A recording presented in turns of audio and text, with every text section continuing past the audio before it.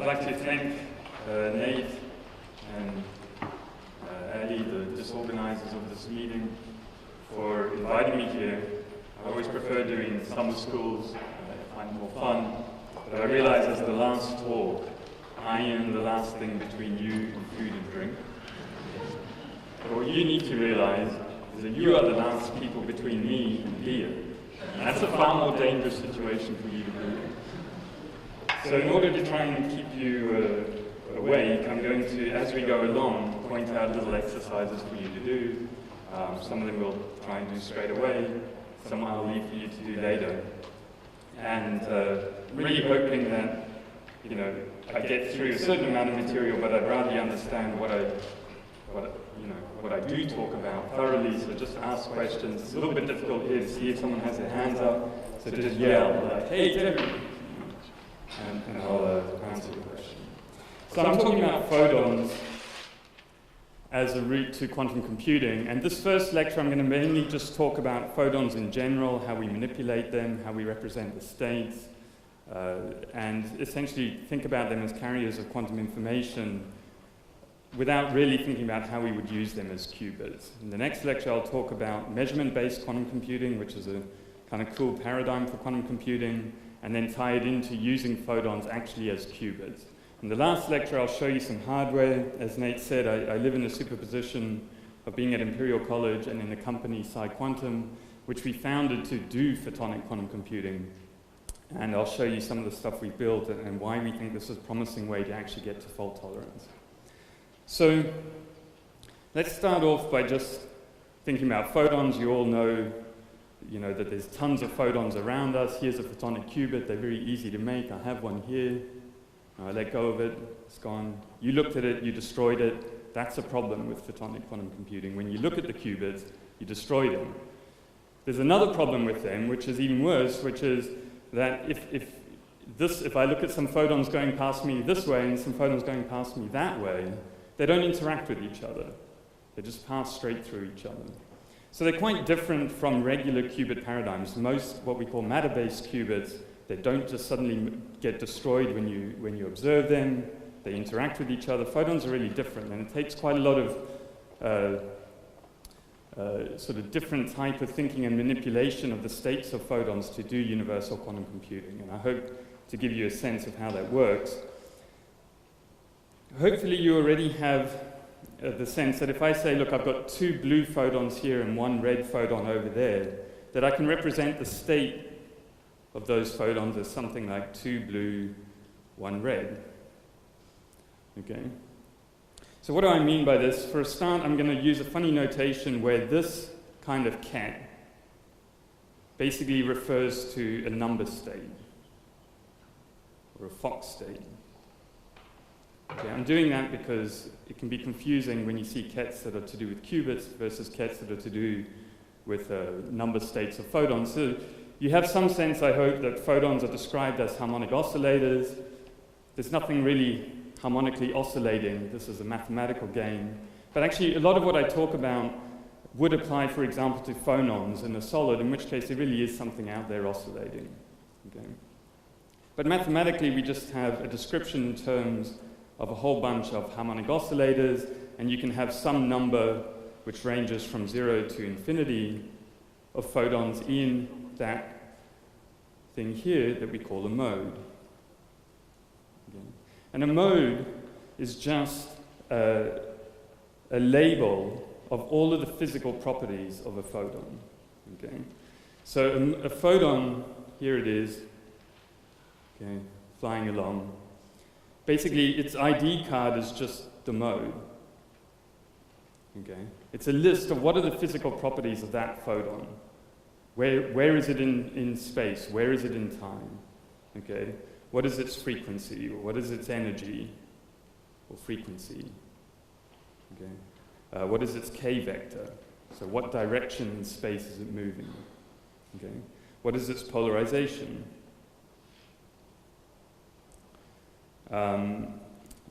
What is its position in space or time? Okay. So there's some of these degrees of freedom that are sort of easier to manipulate than others with photons, There's one actually that for me personally was sort of interesting when I was a PhD student, orbital angular momentum. People argued about whether this was a fundamental degree of freedom for a photon. There were people saying orbital angular momentum is some kind of like many photon emergent property. Other people were saying no, it's a fundamental property of photons. And it wasn't until around the year 2000 that Zeilinger and Vaziri violated a Bell inequality using orbital angular momentum degrees of freedom that we really knew that it was definitely a pure sort of quantum degree of freedom of a photon. Okay, so the mode, so I could just say the mode, let's call it mu, describes all of these physical properties of the photon. And for some of these degrees of freedom, if two photons differ even a tiny amount in that degree of freedom, then they're really distinguishable and different from each other. Okay? But for other degrees of freedom, that's not true. So for example, the energy, which is just proportional to the frequency, if I have two photons, even just a tiny, tiny bit different in frequency, in principle, they're distinguishable, and so they really refer to orthogonal modes.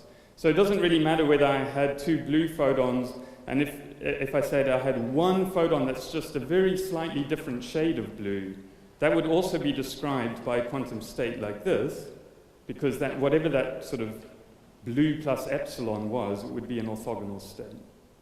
That's not true of the polarization. So the polarization of a photon, if you rotate it a small amount, it's not orthogonal to the original photon, right? So the structure of photonic quantum information, you have to be very careful, what are the modes? And in everything that we do here, I'm going to just sort of fix the polarization and just say the polarization is fixed, and in fact the orbital angular momentum is fixed. It's the same, every photon that I talk about, it's going to be the same from now on. And so we're just basically looking at degrees of freedom to do with things like the frequency and the k vector and so on. Okay, so now let's talk about how do we manipulate a mode. Okay, so we have to sort of imagine an arbitrary sort of hypothetical device for the moment, and basically I want to know, I have a photon coming in here, that'll be my little symbol for a photon, and that photon is in some mode mu, and I want to know, like, what can I say about a device that changes the mode of that photon, that changes the physical properties of that photon, changes its identity. Okay. Now,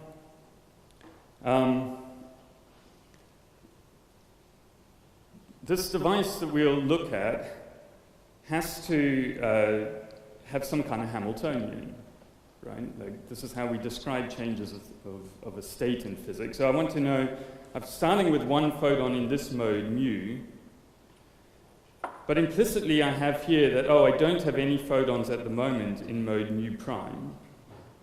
And then I want to look at having no photons in the original mode mu and one photon in the output mode mu prime. Okay. And I'd like to know, how can I write down the Hamiltonian of a system that transforms one degree of freedom of the photon to another. And I don't want to talk about the specific, what that particular degree of freedom is at the moment. Okay. So, although we can derive these things rigorously, let me write down for you a simple Hamiltonian, and then we'll pull it apart, that looks at this. So for a start, instead of using mu and mu prime, I'm going to use just labels 1 and 2. Okay? And the Hamiltonian for this system, we're going to say, well, I have to have a free Hamiltonian that looks something like this. So I've zeroed in the whole universe of bosons floating around. I've zeroed in on just these two modes, so I'm kind of ignoring everything else. And then I have a term which what I wanted to do is to create a photon in mode 2 annihilating a photon in mode 1. Okay. So let's pull this apart.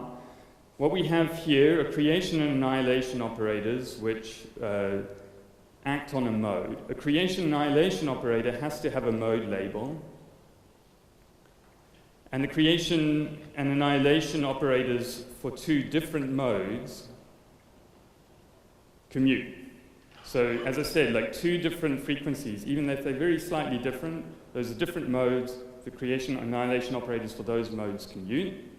The same thing is true for k-vector. So if I have two photons that the k-vector is very slightly different, this one is heading, towards that door exactly, and this one is heading a slightly different direction, then eventually they'll diverge enough that I can distinguish them, so they must be orthogonal states.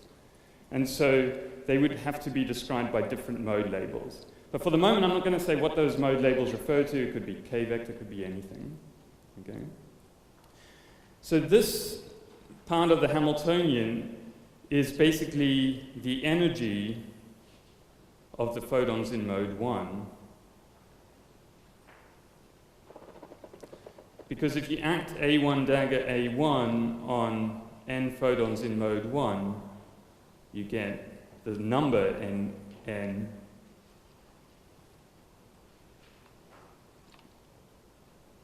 back, the n photons in mode 1. And so the energy of n photons is n h bar omega, or omega 1, sorry. Okay. So this part is the free Hamiltonian h naught of the two modes. Just tells you what are the energy of the photons that I have in the two modes. And it's this part here which says I annihilate a photon from mode 1 and create one in mode 2 that I want to describe this process here.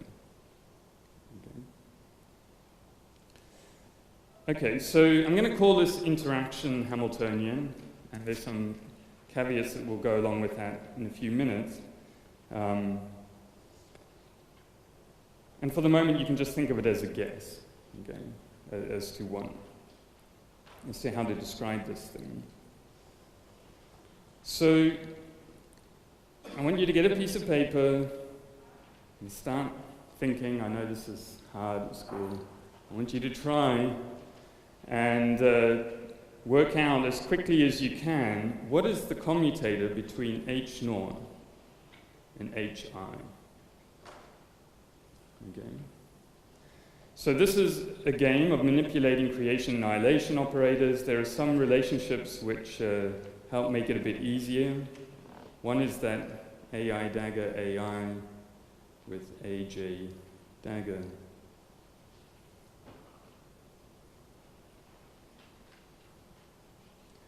And the other is that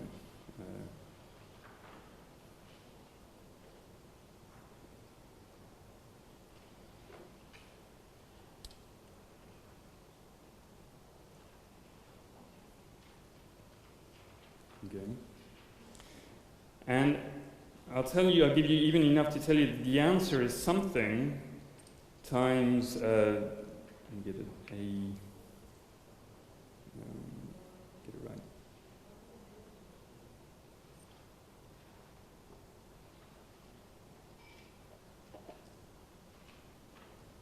Something like this. Okay. And to motivate you even further, whoever tells me the answer first, Nate, Professor Lindner over there has said that he will give them whatever they want. In fact, I'm going to set lots of exercises, and if you can't do them, some of them I'll wait for you to do, or I'll do with you, some I'll just set for you to do yourself. But if you can't do them, you should always go, whenever you have a question, and ask Professor Lindner, because he also won't be able to do it. And you'll feel better about yourself for not being able to do it. Mark, can you give us another glance at what they theory is? Oh, sorry. Yeah. So I'm basically just asking, what is X? Yeah. And whoever has an answer, if you want to get your reward from Nate, just yell it out.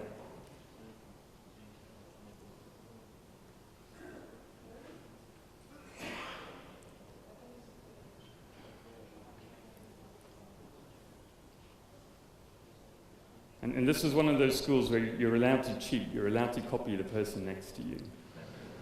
Or at least talk about it with them.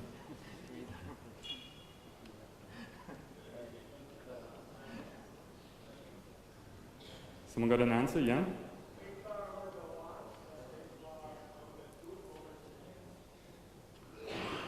So the answer 1. H bar omega 1 plus H bar omega 2 over 2. So what already makes me suspicious is that this coupling constant G needs to appear in it. Sorry? Times by G? Okay, it's not quite right. To within a Professor Lindner error, it's right, but it's not physically right. Okay. There's one small thing missing in this. Minus. Yes. Theorists of Professor Lindner's variety don't care about minus signs, but they do make a physical difference in cases like this. So what this says is the following, right? It says that if omega 1 equals omega 2, then the interaction Hamiltonian commutes with the free Hamiltonian. Okay. And that's an important piece of physics, which is why that minus sign matters. Why is it an important piece of physics? Well, normally when you have an interaction term, you expect to kind of change what the eigenstates of the Hamiltonian are. Yeah? Sorry? Where did the factor of half come from? Oh, sorry, there is no factor of a half. Yeah, so, yeah. And in fact, I also removed the 0-point energy in this free Hamiltonian, so you see, you're allowed to make factors of 2. That's fine as a theorist, but you can't get minus signs wrong. Yeah, so they're yeah. Okay, so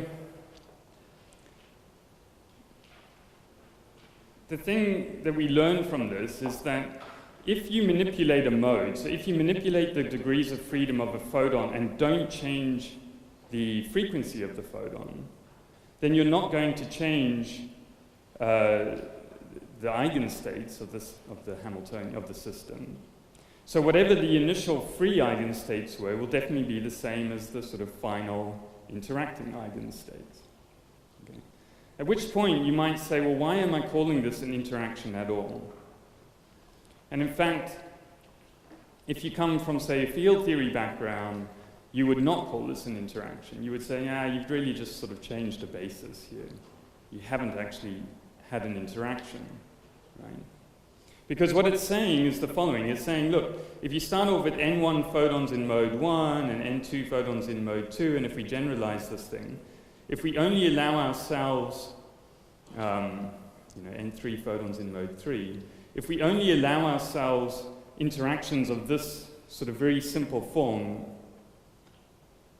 then we don't change the total photon number if omega 1 equals omega 2 equals omega 3, then whatever the state you get out here is, it has the same total number of particles.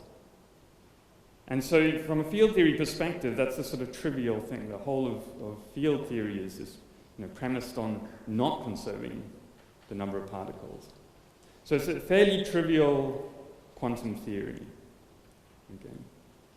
And yet, what I hope you at least have a glimpse of by the end of these 3 lectures, this trivial quantum theory is in some sense as complicated as every string theory out there, as everything you hear about in condensed matter physics, everything that you're spending your whole lives calculating in your PhDs can be captured by this trivial theory.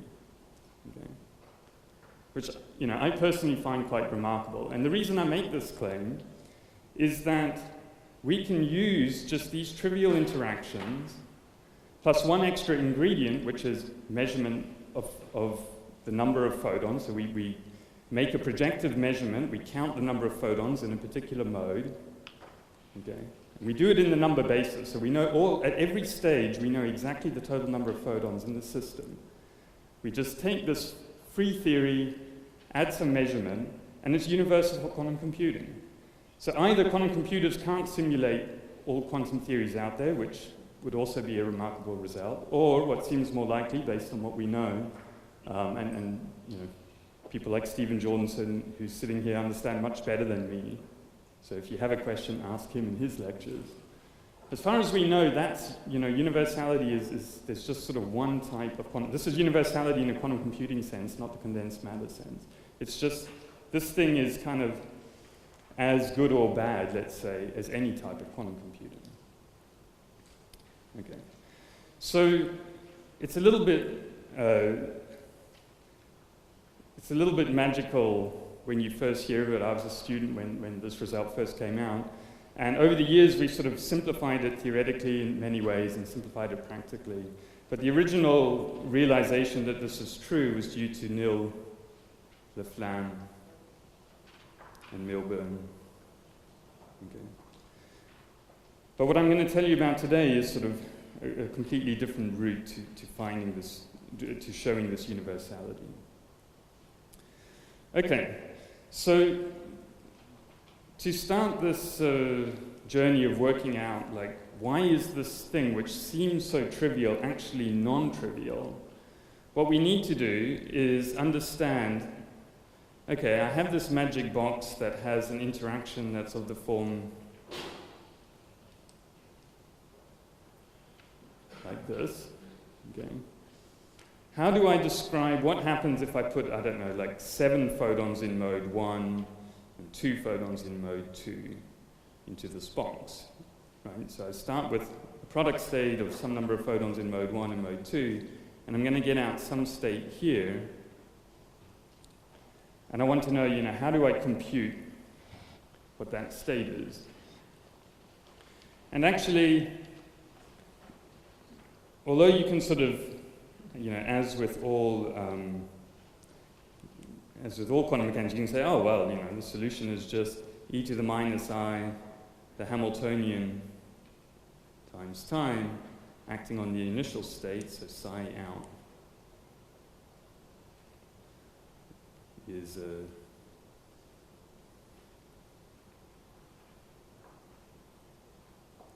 by the way, I didn't set a timer when I started. What time did I actually start at? 22? So I've had 25? So 20 minutes more. Yeah. Okay, so the problem is that this is an infinite dimensional operator. Okay. And, you know, here we're dealing with a fixed number of photons, but that number can be pretty big. So even if we restrict ourselves to this you know, total of 9 photons, for example, it gets messy to think about this, or to try and do this calculation by exponentiating creation and annihilation operators, which are infinite dimensional things. Right? So there has to be a better way. And there is. And it's always a little bit messy to explain this. So if, you know, partly if I mess up some mathematics and partly if I lose you in the next few minutes, that's fine. The story at the end of the day is pretty simple. Okay. But let me just give you a sense then of why, or of how we deal with understanding what happens. Like, this is our goal, is really to get a sense of, you know, given this interaction in inverted commas, how do we work out the quantum state?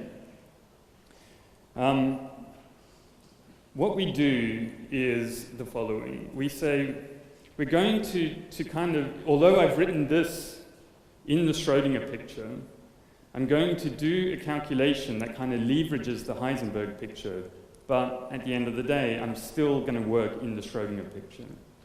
And this can be sort of a bit weird. Most people kind of stick to one or the other. But the way we do it is the following. We start by saying, look, when my initial state here, so it should be mode 2.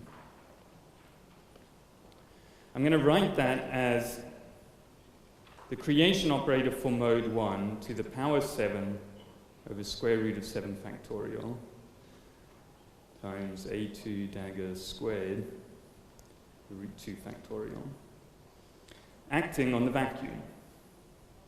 Okay. So as you keep acting the creation operator, you create more photons. This factor here is because you keep getting this square root of 1, square root of 2 type thing, so you've got to sort of normalize it. But this here is my initial state, so this is my psi at time 0. Okay. And then I want to compute its evolution in time. So I'm trying to compute this times this. I'm going to add into here by the way, I'm going to make the PDF of these scribbles available somehow, in case you're wasting time trying to copy my crazy handwriting. I just realized the highlighting didn't work particularly well. Anyway. Okay, so I'm going to insert an identity which is going to be just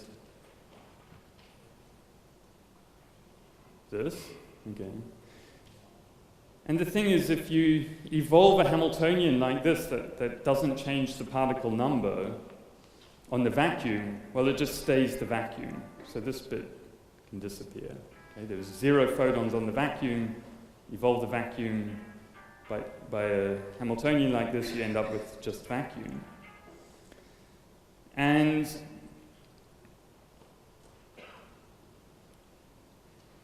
then let me break this apart slightly more.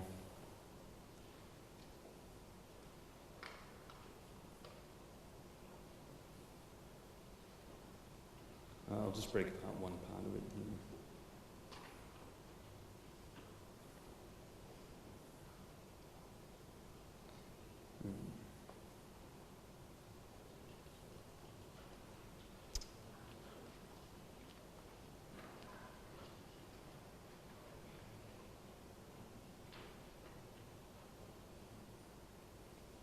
Something like this. This is squared, e to the plus iht. Okay. And this here is sort of the 7 copies, as it were. And then I go and insert this identity operator between, into places like this again. So e to the iht, e to the minus iht. Okay. And what I end up with is I get A1 in the Heisenberg picture dagger as a function of minus t to the power 7 over square root of 7 factorial times A2 in the Heisenberg picture.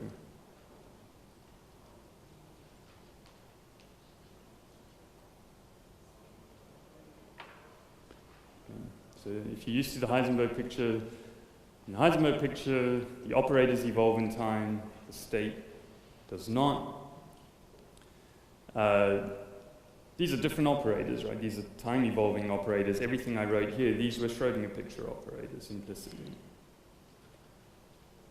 Okay.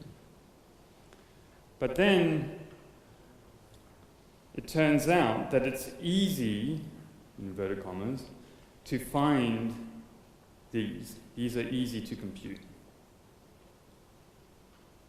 At least by comparison to exponentiating some infinite dimensional matrix, which particularly these days when everyone just uses MATLAB or Maple, something can be a problem. So, as I said, like if you're not 100% with me, that's okay. The goal here is to convince you that what I really want to do in order to work out kind of how the Schrödinger picture state evolves is work out how the Heisenberg picture operator evolves. Okay. Now, to work out how the Heisenberg picture operator evolves, I need to use the Heisenberg picture equation of motion, so I want to write something like dA1 Heisenberg dagger dt is I times the commutator of H with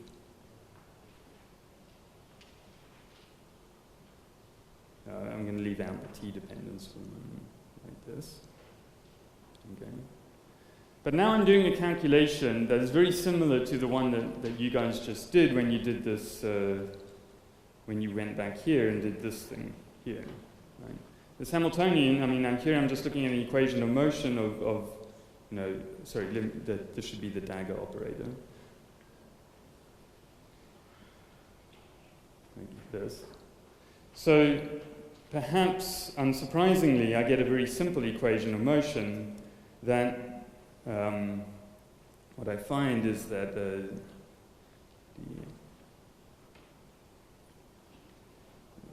like I omega A1 dagger plus I G A2 dagger and dA2. So I've now implicitly taken omega 1 equal omega 2 equal omega.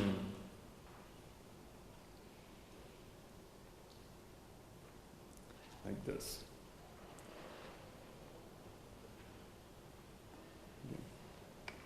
That looks green to me for some reason. Does it look green to you? Whatever. Okay. So why is this easy to deal with? Because this is now, although these are infinite dimensional operators, this equation is just like a 2D, two-coupled differential equations. Right? And so if you say, look, I'm going to think of a kind of vector that's like this, A1 dagger, A2 dagger. So this is a funny object, like it's a vector made of operators.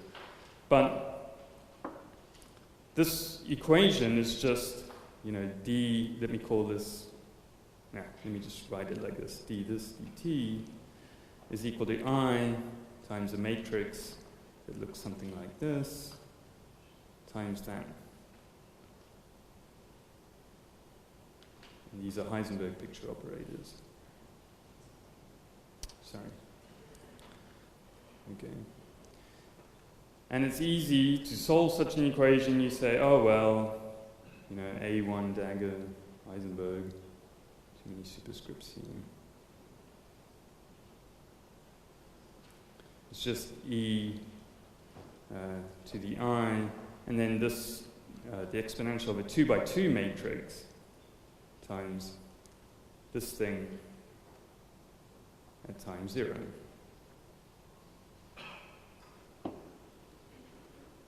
Okay. Yeah.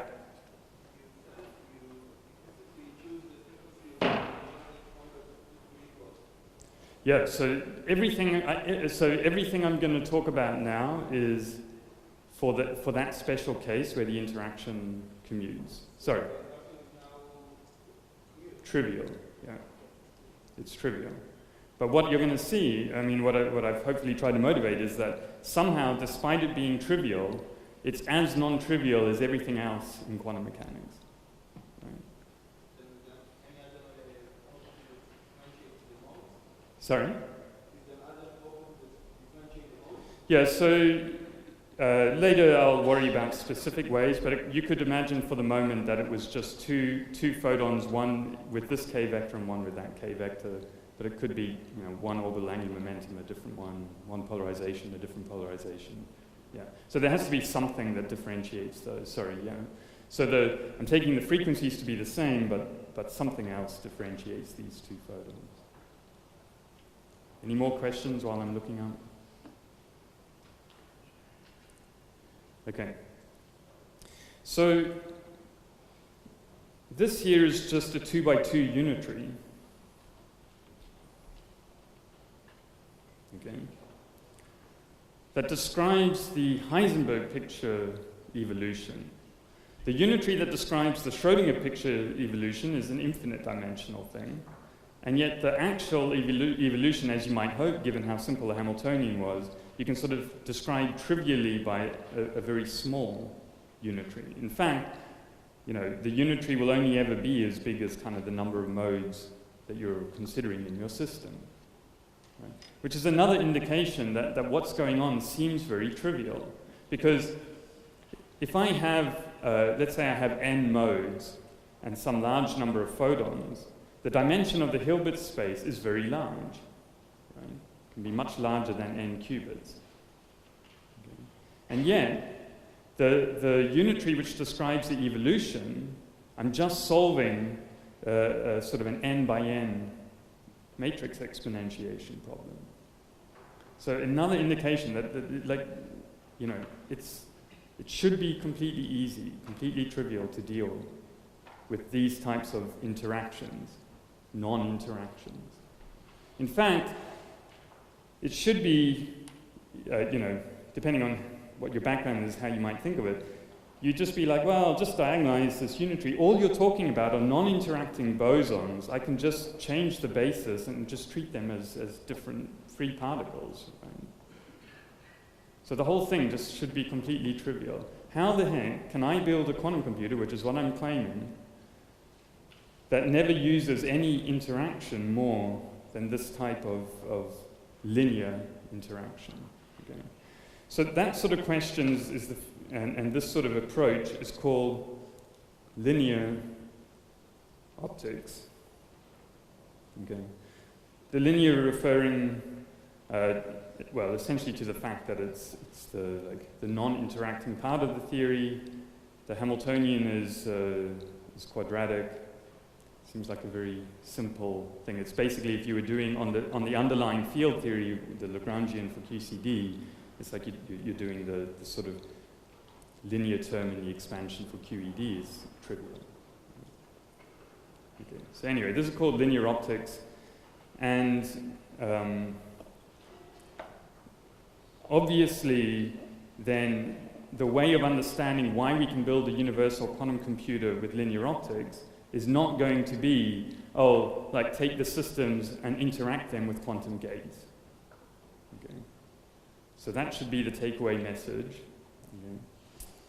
So we're going to finish up with just giving you a sense of how do I actually do a calculation. Yeah. Hi, Neil. So how do I do this? I've given you a little bit of formalism. So imagine that so you might say, like, what are linear optics are actually anything which doesn't change the energy of a photon. So for example, a mirror, a lens, the lens in this projector. All of these things are actually described by linear optics. Okay.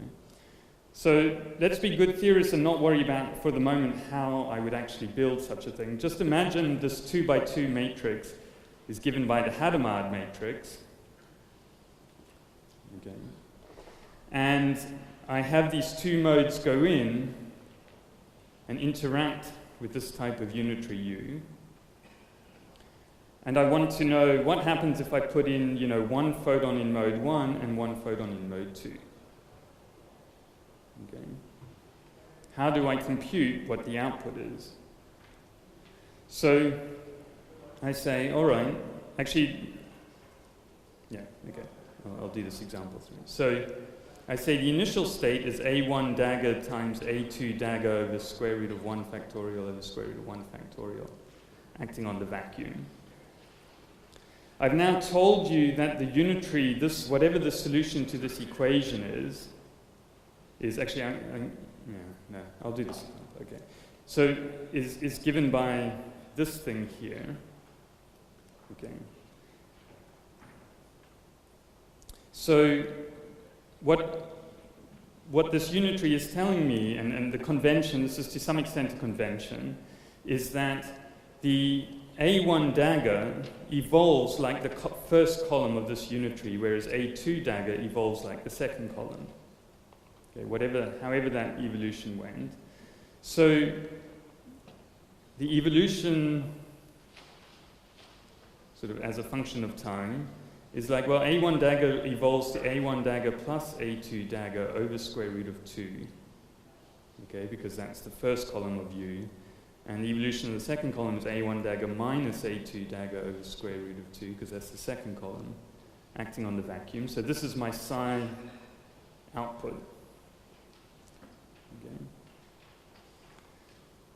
And now, remember the operators for different modes commute with each other. So even though these are operators, A1 dagger and A2 dagger commute, which means you can kind of treat them like complex numbers here. Right? They don't really see each other. And so this term, the A1 dagger here with the minus A2 dagger, like cancels with A2 dagger and A1 dagger. And so I get A1 dagger squared over 2 minus A2 dagger squared over 2, acting on the vacuum. And if I write this back in the Schrödinger picture, well, applying the creation operator twice creates 2 photons. Right? So this becomes back in the sort of in the proper Schrödinger picture to 0 minus 0, 2. Okay. So what this says is that if your unitary happens to be described by a Hadamard matrix, which if you were a qubit, you would say like, oh, that's going to rotate me to some superposition of 0 and 1. We don't have qubits, we've just got some photons here.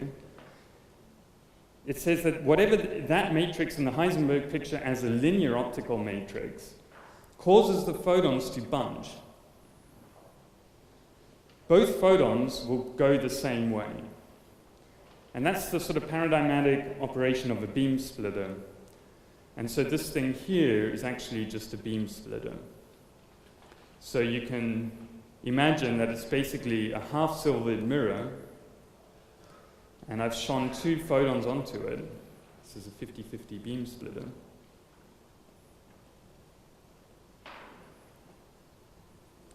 And if I put a detector here, it'll only see 2 or 0 photons. So although these photons have not interacted, they somehow knew that the other one was there, and they never went such that one went one way and the other went the other way. Okay. This is a sort of very basic effect with photons. And it actually turns to be out in something that we leverage in orders. People will say, okay, they don't interact, but it's interference. Even though there's sort of, at least superficially, no waves here. These are number states don't even have a phase, all this kind of stuff, yet somehow there's some kind of interference. This photon knows, in some sense, to always go such that either they both come out mode 1 or they both come out mode 2. Okay, yeah?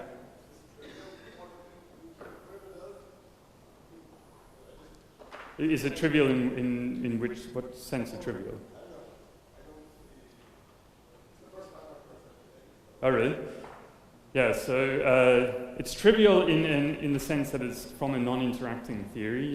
In that sense, it's sort of bosons do this. Okay. The word trivial is, to some extent a subjective thing. Okay. I just want to set an exercise. Now that I've shown you one thing, I want to set you an exercise that if you do it, it'll help you understand stuff that comes at the later part of the second lecture. Okay. So the exercise is the following. I'll write it in blue before Nate chases me off here. So the exercise is take a device that has 4 modes.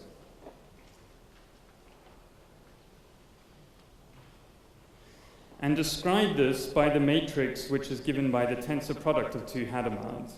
Even though we have no qubits, I can still write that down as a matrix. It looks like this.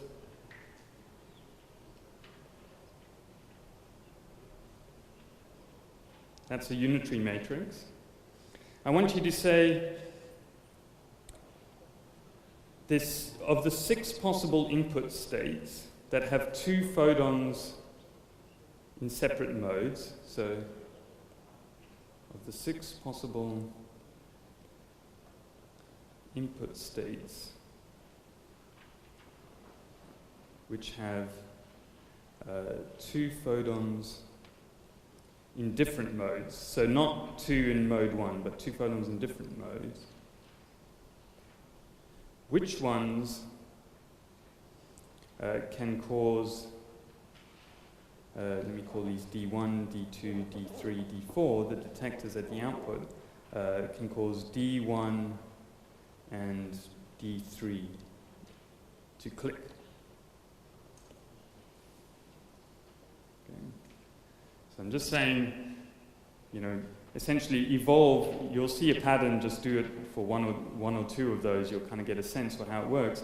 Try evolving the state which has, you know, one photon in mode 1, one photon in mode 2, no photons in mode 3, and no photons in mode 4 under this evolution. And will that state cause detectors D1 and D3 to click or not? Okay, with some probability. Some of the input states will, and some of the input states won't. If you can do that exercise, which obviously Nate cannot, but if you can do that exercise, then we can leverage it into a sort of a non-trivial, fairly powerful way of creating photonic entanglement. Okay? So I'll leave it at that.